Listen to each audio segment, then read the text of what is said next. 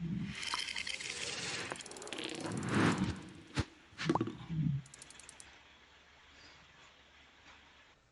Students. आज Uttarakhand board परीक्षा 2020 का 18वां क्वेश्चन लेके हम आए। प्राकृतिक और संश्लेषित बहुलक को उदाहरण सहित समझाइए। देखिए सर, कभी कभी क्वेश्चन ऐसे भी आ सकता है कि स्रोत के आधार पर, है ना, स्रोत के आधार पर आप बहुलकों का वर्गीकरण कैसे करेंगे, ऐसे भी प्रश्न पूछा जा सकता है अगर आपको सेम पूछना है। तो ये जो वर्गीकरण आपके सामने है सर, प्राकृतिक, संश्लेषित और एक और आता है सर इसमें अर्ध संश्लेषित। ये जो वर्गीकरण हुआ है सर, ये किसके आधार पे हुआ है? स्रोत के आधार पे, कहाँ से निकाले गए हैं। तो डेफिनेशन तो इनका आसान है सर, आसानी से समझ जाओगे। देखिए, प्राकृतिक बहुलक किसको बोल रहे हैं हम? वे बहुलक जो प्राकृतिक रूप से निर्मित होते हैं, ये अपने आप बन रहे सर, हम नहीं बना रहे हैं, है ना। ये भगवान की देन है, ईश्वर की देन है। या आप ऐसे बोल सकते हैं सर, जो प्रकृति में पेड़ पौधों में या जंतुओं में मिलते हैं, है ना। इनको या तो पेड़ पौधों से निकाला जाता है सर, या जंतुओं से निकाला जाता है। तो जो ईश्वर ने बनाया है, जिसमें हमारा कोई रोल नहीं है सर, उनको हमने क्या बोला? प्राकृतिक बहुलक। उदाहरण अभी देखते हैं सर।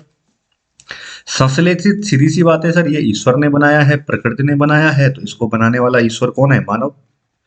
तो संश्लेषित बहुलक आप उन बहुलकों को बोलने वाले हैं सर जो मानव ने बनाए हैं। और मानव कहाँ बनाएगा सर? या तो बनाएगा प्रयोगशाला में, या तो बनाएगा उद्योग में।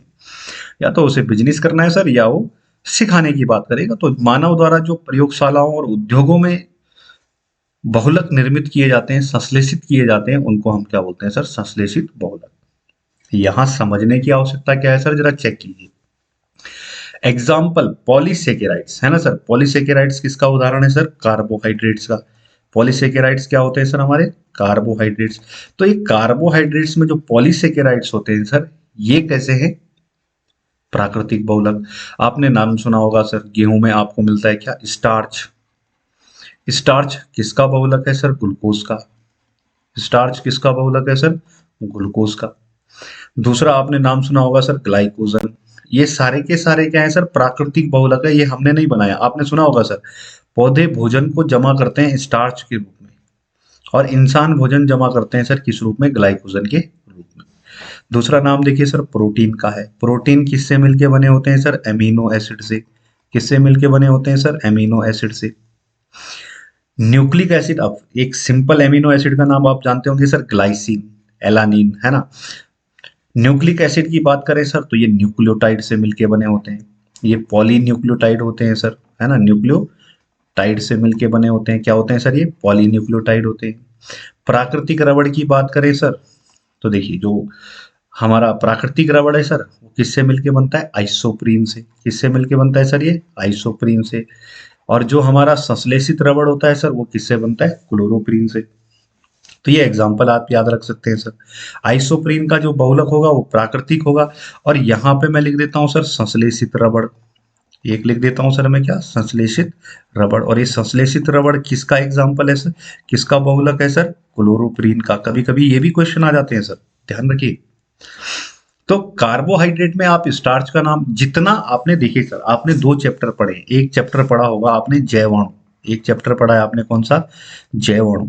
जैवाणु में जो भी आपको समझ में नहीं आया, जो बड़े मॉलिक्यूल थे सर ना, जो मॉलिक्यूल बड़े बड़े थे, बड़े मॉलिक्यूल जो मेरे पास थे, उन बड़े मॉलिक्यूल का नाम याद रखिए। वो होने वाले हैं सर मेरे क्या? प्राकृतिक बहुलक। ठीक है सर। यहाँ आपको याद रखना है, एक रबड़, रबड़ के साथ अपने आप जुड़ जाता है प्राकृतिक रबड़। आपको एक उदाहरण देना है तो प्राकृतिक रबड़ और संश्लेषित रबड़, सीधी सी बात है सर। एक आइसोप्रीन का बहुलक है और एक क्लोरोप्रीन का।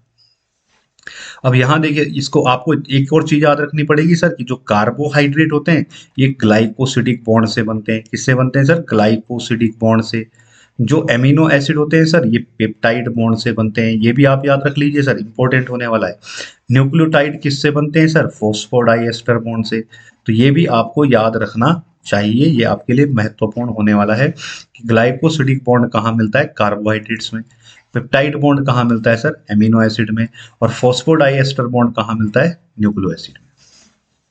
पॉलीथीन की बात करें सर, तो संश्लेषित बहुलकों में अगर पॉलीथीन की बात करें सर, तो साफ साफ नाम आता है पॉलीएथीन, है ना। तो ये पॉलीएथीन का बहुलक है सर। टेफ्लॉन की बात करें सर, तो बहुत अच्छा ट्रिक है सर, टेफ्लॉन, टेट्राफ्लोरोएथीन। ऑर्लोन की बात करें सर तो ये पॉली एक्रियोनाइट्राइल है ना। टेफ्लॉन समझ गए sir, CF2 double bond CF2, ये है सर टेफ्लॉन का यूनिट एकलक। ऑर्लोन का सर क्या है मेरा, एक्रियोनाइट्राइल है ना sir, CH2 double bond CH2CN, यहां से CH2 हटा दीजिए। ठीक है सर, ये मेरा किसका है सर, एक्रियोनाइट्राइल। पीवीसी आप जानते हैं सर, देखिए नाम में लगा हुआ है पॉलीविनाइल क्लोराइड, तो विनाइल क्लोराइड का अब आप स्ट्रक्चर जानते होंगे sir, CH2 double bond CH, कल ही हमने ये पढ़ा है, और ये हो जाएगा सर CH2Cl। जब विनाइल कब बोलते हैं सर, जब क्लोरीन जिस कार्बन से जुड़ा हो उसका पड़ोसी कार्बन क्या हो, डबल बॉन्डेड। ठीक है सर, तो इस तरीके से आप 2-4 एग्जाम्पल याद रख के प्राकृतिक और संश्लेषित बहुलक को याद रख सकते हैं। मिलते हैं सर अगले क्वेश्चन में।